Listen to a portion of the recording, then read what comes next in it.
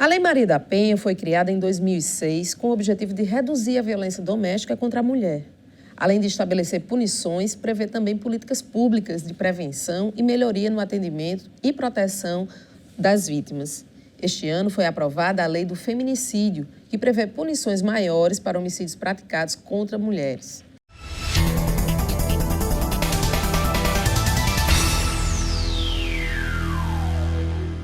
Segundo o Mapa da Violência, em um estudo comparativo feito em 84 países com dados da Organização Mundial de Saúde, o Brasil é o 7º país com maior taxa de homicídio de mulheres, 4,4 assassinatos a cada 100 mil, um número alarmante e que chama a atenção para a tomada de ações efetivas de combate à violência. Para falar sobre o assunto, convidamos os professores do curso de Direito da Facisa, Gislaine Alves e Vinícius Lúcio de Andrade. Professores, muito obrigada, boa tarde, sejam bem-vindos ao Tema Jurídico. É um prazer tê-los aqui conosco e para discutir um tema que os números não nos deixam mentir. É um tema de extrema relevância para que a gente realmente discuta, porque acho que é fazendo esse tipo de atitude, de ação, popularizando esses números ou acesso a esses números, para a gente fazer com que a sociedade entenda que precisa realmente ter alguma ação efetiva. Professor, eu queria, de início, lhe perguntar o que fazer, que alternativas, que sugestões a academia, de que forma a academia vem pensando, para que a gente possa, de alguma maneira, controlar melhor esse tipo de violência. Bom, de início, é importante saber que apenas uma lei, o feminicídio ou apenas a Lei Maria da Penha, não são instrumentos eficazes no combate à violência. Como você colocou, os números são alarmantes, né? E são chamativos, porque a gente verifica que, apesar do esforço, né, de ações conjuntas, governamentais, não governamentais, mobilizações sociais, apesar disso tudo, a coisa ainda não caminha para uma solução efetiva. No meu ponto de vista, Carla, não é necessário apenas uma substituição de uma lei, uma tipificação. Nós vivemos numa sociedade onde existe ainda uma cultura patriarcalista, uma cultura discriminatória, e cada vez mais, apesar da mulher ocupar o seu lugar, o lugar que lhe é de direito, um lugar de igualdade, mas as conquistas no sentido dessa igualdade ainda são inúmeras. E o caminho se mostra difícil, né? Porque aí você vai lidar com questões educativas, culturais, sociais, que se mostram como um entrave na efetividade, e por isso que isso é expresso nos números que ainda se mostram alarmantes. Professor Vinícius, a lei chegou, essa mais recente, né, do feminicídio, e com algumas críticas. Eu queria saber do senhor quais as principais críticas que podem ser feitas a essa lei do feminicídio. Uma honra estar aqui. Corroborando o que a professora Gislaine disse, os lírios não nascem da lei. Drummond dizia isso e acho que continua sendo verdade da literatura para o direito. Nós precisamos de política pública, de um sistema que funcione para efetivar esses direitos. Em relação ao feminicídio, o feminicídio veio alterar o artigo 121 do Código Penal. Ele tornou um homicídio qualificado. O homicídio, ou seja, o homicídio em que a mulher morre por ser mulher, em razão da condição de ser mulher. Então, todo homicídio cometido contra a mulher não será feminicídio. Só aquele que a mulher morreu por uma questão de ser vítima pela condição de mulher, por uma questão de desprezo, discriminação. Pois bem, o problema da lei de feminicídio é que ela é uma lei que já havia previsão no Código Penal em relação a isso. Ou seja, nesses casos seria motivo fútil ou torpe, a depender da interpretação do magistrado. Então, nós, na verdade, chovemos no molhado, é uma expressão bem nossa, regional, porque foi mais do mesmo, não há inovação política legislativa, política criminal na lei de feminicídio. A Lei Maria da Penha, não. A Lei Maria da Penha é um sistema protetivo a fim de proteger a mulher, ou de efetivar esses direitos. Então, é uma lei muito mais robusta, importante e tem dado muitos resultados. Agora, a lei do feminicídio é condenada em muitas situações a ter esses problemas. Outros problemas, a lei ela é o seguinte, ela tem um valor simbólico muito grande. Só que no direito penal nós podemos viver só no direito penal simbólico. A gente tem que ter efetividade, ou seja, as pessoas serem efetivamente punidas. efetivamente punidas, o que não é a nossa realidade em relação aos homicídios do país. Então, a lei do feminicídio vai padecer o mal, que é o mal dos nossos homicídios no Brasil. Nossos dados são ruins em relação à elucidação dos homicídios. Pra você tem ideia, no Brasil, 15% dos homicídios do país são elucidados. Então, nós temos, de cada 100 homicídios, 85 vão à impunidade. E apenas 15 desses vão a júri, são motivo de uma ação penal. O que é que ocorre? Isso vai ocorrer exatamente também nos crimes em que a mulher foi vítima por essa condição, né? Então, nos feminicídios, isso vai ocorrer também. E isso é algum desafio enorme que nós temos a fazer. Então, se não funcionar o sistema de justiça criminal, desde a investigação criminal até o processo penal em si, então a gente tende a ter apenas uma lei mais simbólica, uma lei que foi apressada, que recebeu muitas discussões no Senado e na Câmara, mas não saiu como deveria, né? O senhor falou mais de uma vez da questão simbólica da lei. Eu queria ouvir a professora sobre o impacto e o ganho dessa simbologia da lei, que a lei traz. Carla, veja só, eu não sou penalista, né, criminal, definitivamente não é minha área. Eu tenho estudos na área de gênero, né, e assim, eu aposto muito ainda nessa questão social, né? Aos meus alunos eu sempre digo isso. Eu acho que a Lei Maria da Penha, junto com o Código de Defesa do Consumidor, são hoje as leis que as pessoas mais falam, mais conhecem. Isso independe da classe, do gênero, da condição social, econômica. Você vai na feira comprar fruta e você encontra o feirante falando na Lei Maria da Penha e ele já sabe que não pode bater na mulher, porque existe a Lei Maria da Penha que ele pode ser punido, né? Então, isso vira até motivo de piada, de brincadeira, mas existe o alcance social que a gente não pode desprezar.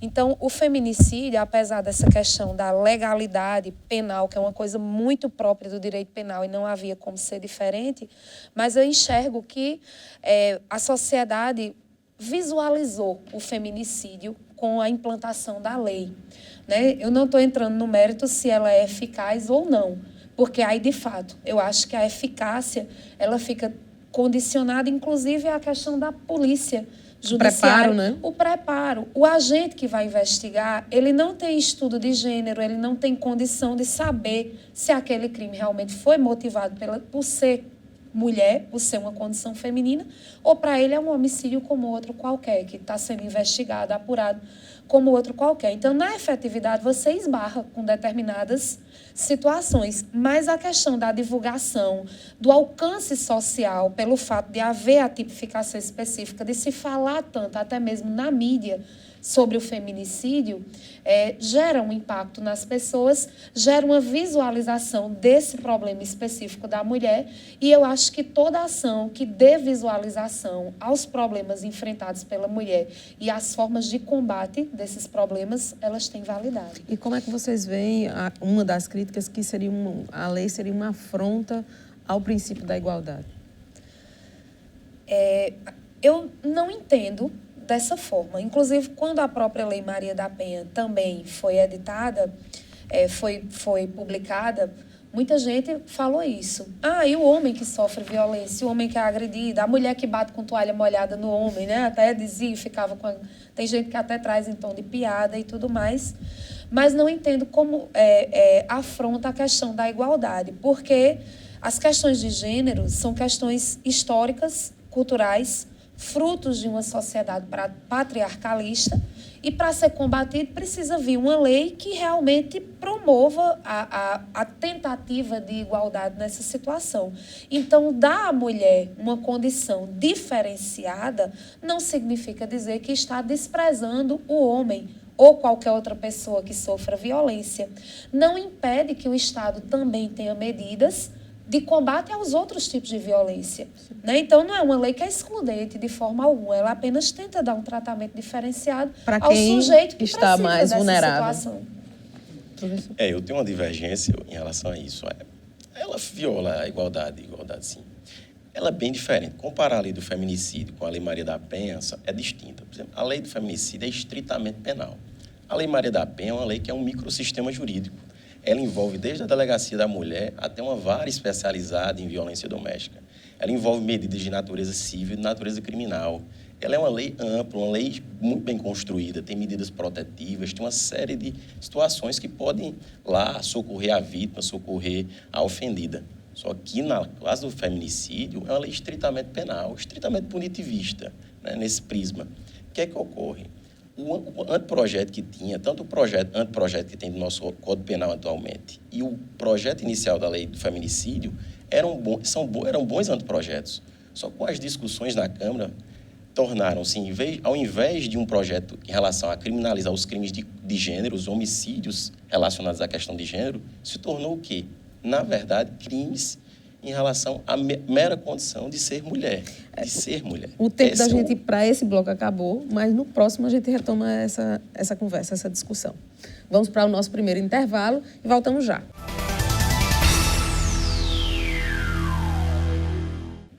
Estamos de volta com o tema jurídico, agora falando sobre a igualdade de gênero. Professor, eu me interrompi no bloco passado, uma questão do tempo mesmo do programa, mas queria retomar exatamente desse ponto, lhe questionando por que é que, por exemplo, o feminicídio, já que o senhor falava que a Lei Maria da Penha é um microsistema, ela é mais ampla, ele não poderia estar contemplado dentro da própria Lei Maria da Penha. Na verdade, à época, na Lei Maria da Penha, em 2006, ela trouxe algumas alterações do Código Penal. A lei que também trouxe alterações do Código Penal. Mas a lei do feminicídio ela foi especificamente só para alterar o Código Penal e tornar um homicídio qualificado, ou seja, uma espécie de homicídio qualificado, que é agora o feminicídio. Mas isso já havia sido previsto, porque por motivo torpe ou fútil, a gente já conseguia abarcar o feminicídio, sem problema nenhum, o sujeito ser punido por homicídio qualificado do mesmo modo, né? Nós teríamos essa condição, o juiz teria a condição de fazer essa dosimetria da pena sem problemas, de dosar a pena sem algum problema com os instrumentos que já tinha. E a Lei Maria, na verdade, o que nós podíamos ter feito? Ou aperfeiçoado a Lei Maria da Penha, e não ter recorrido a uma ferramenta puramente do direito penal. Na verdade, o nosso legislador faz isso porque é mais fácil. É mais fácil fazer isso do que discutir as mudanças do sistema de segurança pública, do que discutir as mudanças reais de implementação, de efetivação da lei. Então, isso, para o público, para o povo, passa uma mensagem que nós estamos sendo efetivos, punitivos e estamos avançando no combate à violência à mulher. Quando, na prática, isso não acontece. Professora, na sua avaliação, a lei não precisaria ser mais ampla e, na verdade, está atendendo outras situações, outros crimes que afetariam de forma mais ampla o gênero, por exemplo, o crime motivado pelo fato da vítima ser um homossexual, por exemplo? Concordo, Carla, com esse aspecto e, inclusive, como o professor Vinícius colocou, isso estava previsto no projeto, né? O projeto havia a previsão de uma alteração específica no Código Penal, né? Uma tipificação específica, mas não era com relação à mulher, e sim com relação ao gênero. Como a gente vê, e a mídia, inclusive, vez por outra, mostra casos, situações em que um homossexual foi agredido, um transexual foi morto, né, por sua condição. Então, acredito que seria importante que fosse dessa forma. Infelizmente, a bancada no Congresso não permitiu que o projeto fosse aprovado nessa situação, né? Então, como proteger apenas a mulher é algo mais, como é que eu posso dizer, mais socialmente aceito, né? Não vai contra valores religiosos, morais, né? Que a bancada no Congresso hoje está muito forte nesse aspecto, em aspectos morais, aspectos religiosos. Então, houve a troca, a substituição da questão do gênero por mulher, né? Por ser apenas a condição feminina. Entendo que isso é algo que precisa ser revisto, mas enquanto a bancada do Congresso estiver nessa formação atual, nessa conjuntura atual, é praticamente impossível. É como a discussão do aborto, né? A legalização do aborto, que sempre encontra o entrave na bancada do Congresso. Então, é algo que depende muito mais da consciência do eleitor em pensar quem é que aprova, né? Muitas vezes a gente associa a lei apenas ao judiciário. A gente não lembra que quem elabora a lei é o poder legislativo e que são pessoas e que sofrem influências, estão pendentes de influências de toda uma formação cultural, religiosa, moral, ética, enfim. Né? Então, essas pessoas expressam isso na forma que vota e aprova as leis. E o feminicídio mostra isso de forma muito clara. Professor, como é que hoje as mulheres que são vítimas de violência, de que forma elas estão conseguindo ter acesso às medidas protetivas? Esse acesso é um acesso hoje bastante rápido e efetivo, né? Através das delegacias da mulher em todo o país, se criou uma rede de delegacias da mulher. Os estados criaram, as polícias civis e os estados. E hoje você tem realmente, as delegacias da mulher funcionam de modo muito interessante. E é o caminho, a porta de entrada, as mulheres podem solicitar essas medidas protetivas. O delegado ou a delegada vai pedir essas medidas protetivas ao magistrado e o magistrado vai conceder essas medidas protetivas, né? Às vezes é o afastamento do agressor do lar e várias outras medidas que a Lei Maria da Penha traz, que são muito efetivas e interessantes, que tem trazido um avanço significativo nesse sentido. É uma lei que tem funcionado. Por que ela funciona? Isso é interessante a gente conversar. Porque ela funciona porque se criou uma estrutura para que a lei funcionasse. A lei não funciona de forma autônoma, ela tem que ter política pública, ela tem que ter investimento, ela tem que ter decisão política. Até a lei não tem... Para ela transportar-se para o mundo da vida, do mundo do direito, do mundo jurídico, para o mundo da vida das pessoas, do cotidiano das pessoas, precisa de política pública, decisão de investimento. E gente que toma a frente e a disposição dos governos nesse sentido. E a Lei Maria da Penha teve essa decisão. A sociedade abarcou os meios de comunicação, os grupos feministas, os grupos que lutam por igualdade de gênero, teve toda uma mobilização, os partidos políticos também. Então, nós tivemos um avanço nesse sentido. Nessa questão das políticas públicas, né, tem um exemplo do Rio Grande do Sul, professora, que eles fizeram um projeto específico lá, que era a Patrulha Maria da Penha. E isso teve um resultado no que se refere ao índice de violência contra a mulher, né? Houve uma queda. Na Paraíba, de que forma a gente poderia aprimorar as políticas públicas que temos atualmente para fazer também esse número cair? Nós temos vários projetos em andamento, né? Inclusive o que foi citado pelo próprio professor Vinícius agora há pouco, a questão do atendimento nas delegacias é algo que eu acho que aqui na Paraíba hoje se tem uma qualidade diferenciada nas delegacias da mulher, que não acontece em todo estado, né? Existem estados que realmente isso é muito precário. A exemplo de Pernambuco. Eu não vou nem muito longe, né? Em Pernambuco isso já acontece de forma muito clara. Nós temos vários projetos, inclusive projetos custeados pelo Tribunal de Justiça, pela Facisa, né? E temos iniciativas de muitas ONGs que mostram essa causa feminina. E a tentativa de combate a esse tipo de violência, né? Nós temos um projeto do Tribunal de Justiça chamado Mulher Merece Respeito. É um projeto já em vigor há alguns anos, que tem essa prática de fazer palestra, de ir nos locais, de tentar levar informação às pessoas, né? Temos um portal de combate à violência doméstica, temos canais de teleatendimento, locais para denúncias online, né, que facilitam essa comunicação e eu acho que são iniciativas interessantes na questão do combate à violência. E a senhora tem percebido que as mulheres estão se sentindo mais seguras para fazer a denúncia, para manter a denúncia também? Então, não é uma regra, né? Tanto não é uma regra que a gente não vê uma diminuição considerável. Eu acho que, assim, eu poderia te dizer com muita clareza, a Lei Maria da Penha é eficaz se ela hoje atuasse muito mais na prevenção do que no combate. Porque eu acho que a violência contra a mulher é um tipo de crime que ele tem que ser prevenido. O impacto, depois que acontece, em muitas situações, é irremediável. O psicológico da mulher fica abalado, dos filhos, da família, a conjuntura, às vezes é uma vida que está destruída, está destroçada. Algumas mulheres conseguem se sobressair, enfim, né, conseguem retomar a vida. Outras não. Síndrome do pânico, depressão, ausência de outros relacionamentos, o medo de Continuar a vida, né? Continuar a vida, de se relacionar novamente.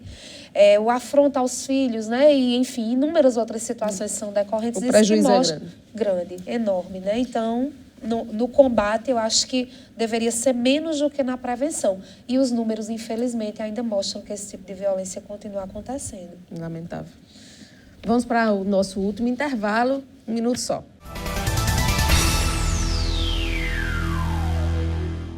Medidas de combate à violência são os assuntos deste último bloco do tema jurídico. Vou começar com o senhor, professor Vinícius, perguntando sobre especificamente a pena ou as penas que são previstas com o feminicídio.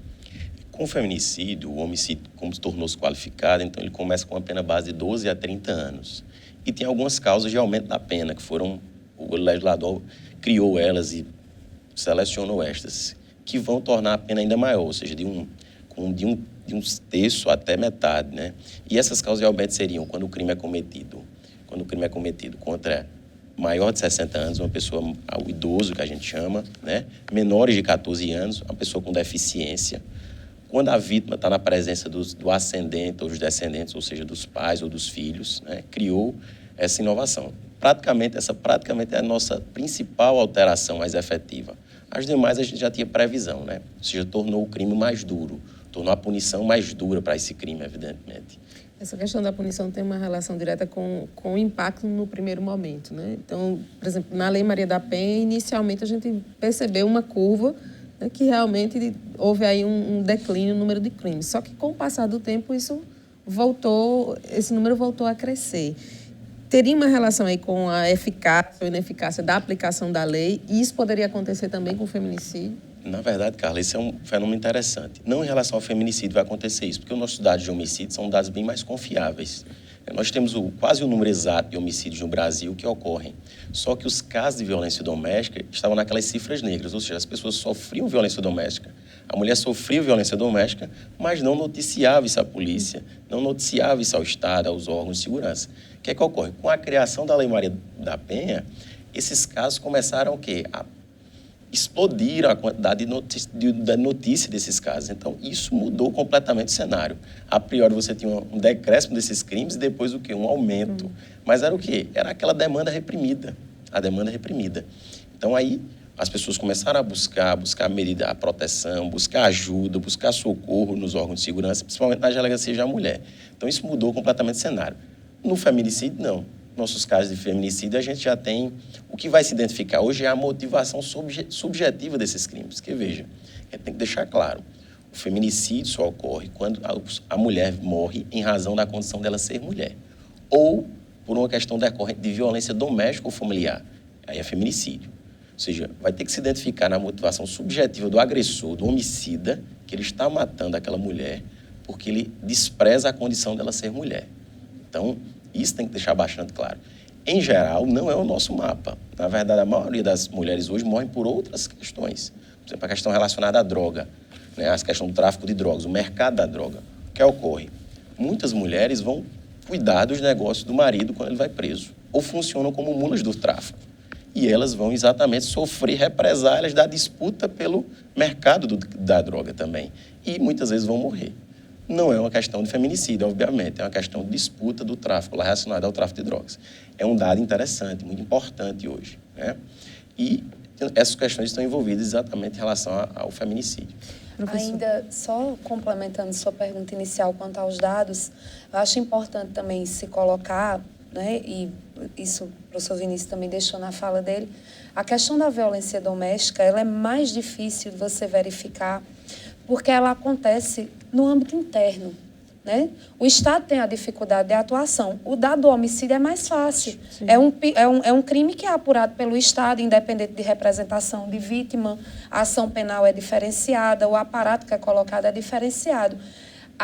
Nos crimes de violência contra a mulher, em geral, não estou falando só da questão de matar a mulher, mas os outros tipos de violência, são crimes que são cometidos no ambiente doméstico e que na maioria das situações a própria vítima tem tanta vergonha que ela própria quer esconder, né? Então, assim, o silêncio ainda é a maior o maior tabu que a gente tem, né? porque a gente não tem como ajudar aquela pessoa que está sendo vítima de violência enquanto ela própria não falar. Porque o agressor não vai falar, ele não tem intenção de mostrar, né?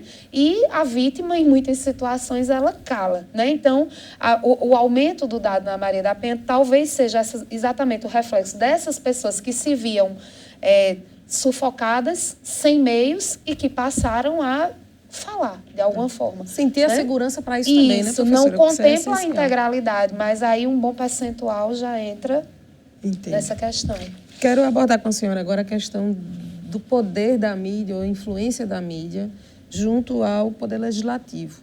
Está, de alguma forma, ou de certa forma, influenciando na apresentação de lei, na criação de novas leis. E em que medida isso é saudável, né, para o nosso ordenamento jurídico? Verdade. Veja só, a mídia hoje ela exerce um poder, né, há quem diga que é o quarto poder, porque a influência é enorme. A mídia tem um alcance que os outros poderes não têm. Porque hoje em dia todo mundo tem acesso à informação, de todas as formas, né? Antigamente era só a televisão. Hoje em dia a gente anda com um celular na mão e tudo a gente fica sabendo. Por vezes o que passa no noticiário a gente já viu há tempos, né? Então todo mundo tem acesso à informação de uma forma muito mais ampla, muito mais precisa. Eu, como ainda gosto de resguardar uma visão romântica da situação, eu entendo isso como uma aliança importante. Eu vejo a mídia como uma aliada, né? É claro que tudo dentro de ponderações, porque tudo em excesso é demais. E, por vezes, a gente vê uma influência negativa, sem dúvida, até porque nós temos profissionais descredenciados, nós temos a questão da manipulação da informação, que é fato, né, por partidos políticos, por situações de esquerda, de direita, o filtro que é passado para tentar chegar à informação de uma forma diferenciada, que a pessoa entenda aquilo como uma verdade absoluta, quando, na verdade, não é, né? Então, a gente tem que ter a ponderação dessas avaliações, né? Temos uma criticidade, somos seres pensantes, então a gente tem que ter esse filtro. Mas eu enxergo o lado positivo, né? Eu acho que tudo que é colocado como forma de acesso, de informação, de divulgação, de pressão é importante. Você veja que hoje a gente liga a televisão em determinados canais, TV Senado, TV Justiça, a gente vê diretamente a atuação dos nossos políticos, dos ministros, dos julgamentos. E essa publicidade é importante porque a gente vê de forma clara o que é que eles estão fazendo, em que situação está atuando e como a gente pode colaborar. O acesso à informação é decisivo para a promoção da cidadania, exatamente, né? Então, eu enxergo por esse lado, tá certo? Obviamente, com os filtros, né, que são necessários. Uma outra questão que eu queria voltar é em relação à cultura, né? Como lei e cultura e aplicação de lei. Especificamente, essa cultura machista e patriarcal na qual estamos inseridos, com a qual convivemos, e que o Poder Judiciário não necessariamente seria uma bolha, estaria de fora disso, né? E em que medida essa cultura pode comprometer, de alguma forma, a efetivação da lei do feminicídio? Eu acho que com relação à própria efetivação da lei do feminicídio em si, como é uma questão penal, o professor Vinícius vai poder esclarecer melhor, mas eu posso falar um pouco acerca da cultura patriarcalista, né, ou machista como um todo. Exerce influência negativa não só no Poder Judiciário, em todos os locais, né, e reflete questões culturais fortes, que não vão ser modificadas por uma lei. Não é uma lei que vai ter a mágica, não é uma varinha mágica que vai chegar e vai mudar a sociedade como um todo, né? Infelizmente, não tem como acontecer dessa forma. Então, a gente precisaria de medidas educativas, de se ver as questões sociais, de trabalhar desde as crianças até todas as pessoas, todos os segmentos, as próprias mulheres que também expressam machismo em suas falas. E o Poder Judiciário, como você disse, não tem como se isolar, até porque é um ambiente predominantemente de cultura machista, né? Há poucos anos atrás, você dificilmente viu uma mulher no ambiente judiciário. Era um ambiente predominantemente masculino. Então, por vezes, decisões podem expressar cultura, essa bagagem. Apesar do dever de imparcialidade de um juiz, o promotor ter que analisar a causa de acordo não com suas convicções próprias, mas com que se determina pela lei, pelas provas que foram colhidas naquele processo, mas em algumas situações a gente ainda vê traços dessa personalidade que são expressados nas decisões. E isso pode atrapalhar, sem dúvida. Professor Vinícius. Essa cultura machista é algo muito presente na nossa sociedade, né? Veja, interessante, quando a Lei Maria da Penha começou a ser aplicada no Brasil, muitas decisões de juízes pelo Brasil eram decisões absolutamente... uma dessas decisões em Goiás, o juiz dizia que a lei é uma lei diabólica, é uma lei absolutamente diabólica, porque ela dava igualdade às mulheres, né? Quando você lê a decisão, você não acredita no que está lendo, né? Eu mostro aos meus alunos aquela decisão, os alunos começam a rir, evidentemente, mas aquilo absolutamente dá apenas uma centelha do que é a problemática, do que é ter uma cultura machista judiciária. O judiciário é muito resistente, conservador, isso aí. Então, leis que mexem sempre com essa falta de mobilidade, isso torna as coisas, às vezes, mais opacas no judiciário. E aí tem que ter todo um desafio de efetivação, de cobrança, para mudar a mentalidade. Porque mentalidades não se mudam só com leis, se mudam com educação, com construção, com esse debate que fazemos aqui, com os meios de comunicação. Se mudar a forma de pensar das pessoas. Isso é um desafio que a gente tem com as nossas crianças, com os meios de comunicação, com a música que é feita hoje, produzida, com a mulher que não pode ser dada como objeto, né? Com as propagandas até, o mercado publicitário. Nós temos a responsabilidade de discutir como é que a mulher, como é que nós queremos essa mulher, né?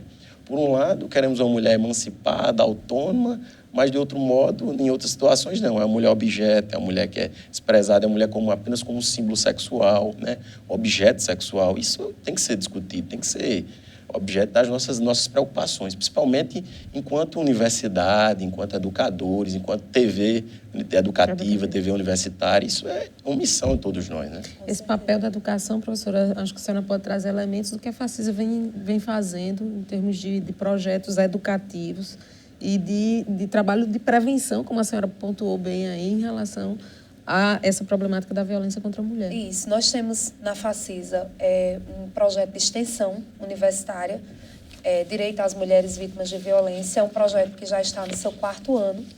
Eu tenho o prazer de ser coordenadora desse projeto desde a sua implantação, né? Ele foi fruto de uma pesquisa do mestrado e de uma necessidade que a gente começou a perceber que as pessoas queriam, por vezes, só aquela assistência no sentido da informação, o que podia fazer, a quem poderia recorrer.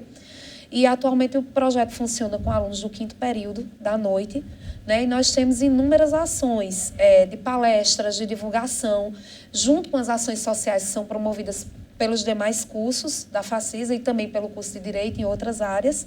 A gente tenta levar um pouco dessa questão do gênero, da condição feminina, da violência da mulher, do combate à violência contra a mulher, à sociedade, né? Então, a gente vai em postos de saúde, em escolas, onde pedem a nossa presença, a gente vai, fazemos também atendimentos específicos, junto ao escritório, ao núcleo de prática jurídica, acompanhamos audiências na vara de violência contra a mulher e temos nossa divulgação também hoje em redes sociais, em perfis Facebook, Instagram.